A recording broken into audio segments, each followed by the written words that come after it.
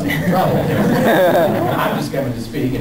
And the hypocrisy, it was true then, it is true today, the hypocrisy of the left. Here we were, we would set up a table in the college center, and we would hand out books called None Dare Call It Treason, because somebody, I've never known who, would send us huge numbers of them, huge boxes, for free. And so it's all we had. So we set up the table, and we'd hand out these books, None Dare Call It Treason. It was a good book, but it's all we had to hand out. And the table wouldn't last, we wouldn't last, 25 minutes before, sure as heck, somebody come up, knock everything off, little fight would start.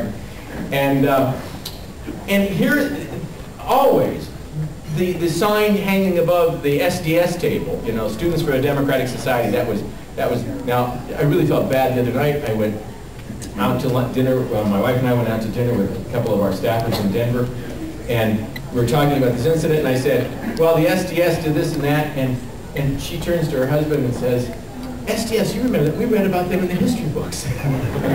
Whoa! Low blow. Yes, I was in college when we had the SDS, and they're now in history books.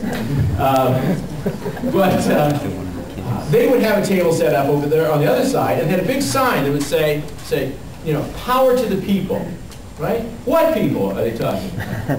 What people? Only the people they define as being eligible to have power, right? Not to us, not to our side, not to people who wanted to say things that they did not like hearing. Nothing has changed. Nothing has changed. It is because they are afraid of ideas. It is because the power of ideas truly is great. And it just takes someone willing to speak them. It takes people willing to say the things that are oftentimes unpopular. Oftentimes, they are certainly controversial.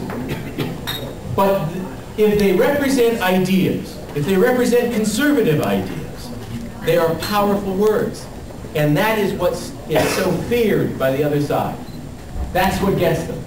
And that's why they will do anything. They will go to almost any length to try to stop people. Here we were, in Michigan, right? Law school, the law school, on the campus. And they would not, they actually put up on their site, the guys on the left who were trying to stop, we are going to stop him from speaking. This is at the law school. Which law? Sharia law? Sure is the law which I'm familiar with, it's called the First Amendment. What are we teaching there? No, we're going to stop this guy from speaking. It is, again, it's the power of ideas they're afraid of. And you, to the extent that you are willing to articulate, that you learn them. And as I did when I was in YAF, we learned them, and we had to deal with it. It was sort of a baptism of fire, because there were so few of us, frankly. We went everywhere to debate.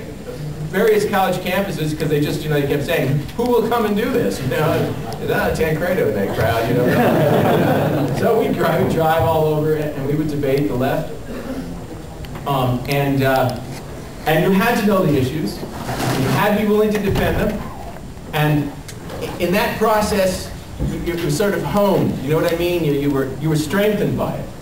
And so I want to challenge you all to engage in the debate everywhere that you can. It's a good thing. It's good for you. It will help you. It will help you gain a greater knowledge of exactly what the whole conservative movement is all about. And it will frighten our enemies, because they are afraid of the power of ideas. So we did have a great time, and brought lots of people in to speak. And there was a fellow by the name I remember distinctly, S.R. Hayakawa, who was the president of I believe it was San Diego State University, and he was one of the few presidents of any of the institutions of higher education at the time that would actually stand up to the left, because they kept shutting down campuses all the time. And, it was kind of funny, because frankly, we spent most of our time sort of busting through lines saying, I demand that I pay tuition here, I demand to get in here and have a seat in this classroom.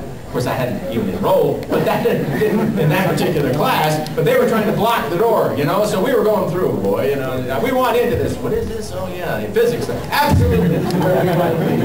Get out of our way! How dare you try to block us from going in here? And we would have fun trying to push through to get in. They were shutting down campuses, shutting down classrooms all over because of the war, and but Hayakawa would not surrender to them. So we brought him to speak, and we and a group of others, and he spoke at the University of Colorado, tried to speak at the University of Colorado. Same thing happened. Tried to introduce him. First of all, in the place is packed. People have been there for hours waiting in the small auditorium. A group from, I think it was the Black Student Alliance, came down and said, everybody in the first 2 rows get out, and because we have these seats for the Black Student Alliance.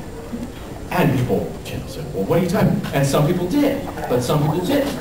And said, no, I've been here for 2 hours. I'm not getting out for anybody. Well, you know, okay, get everything settled down again. Then the professor who was our sponsor came out and tried to introduce Hayakawa. Couldn't do it. Somebody came up, threw a bucket of red paint all over him, symbolizing blood. That got calmed down. Later, somebody lights a phone book on fire from the balcony, tosses this phone book up. That really ended the whole thing. He never could speak.